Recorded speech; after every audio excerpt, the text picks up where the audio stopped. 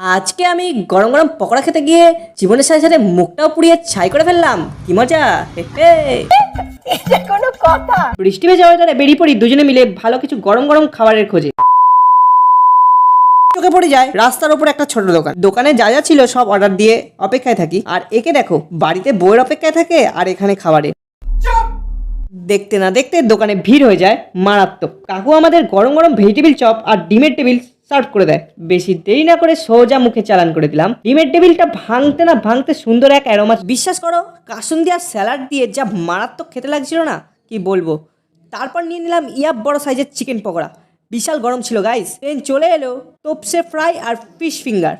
Fish ফিঙ্গারের একটু ভাঙার পর ভাই রে ভাই একদম ফ্রেশ অরিজিনাল ভেটকি মাছ। আমি তো এক্সপেক্টই করিনি এত কম দামে অরিজিনাল ভেটকি মাছ দেবে। তোপসে ফ্রাইয়ের টেস্ট ছিল ভালোই। চিকেন কাটলেটটা অ্যাভারেজ লেগেছিল।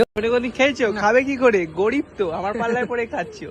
এই যে মেনু কার্ড তোমরা দাম দেখে নাও। বাই দ্য ওয়ে তোমাদের তো আর খাওয়াতে পারবো না, তাই এই নাও তোমরা চুমুই খাও।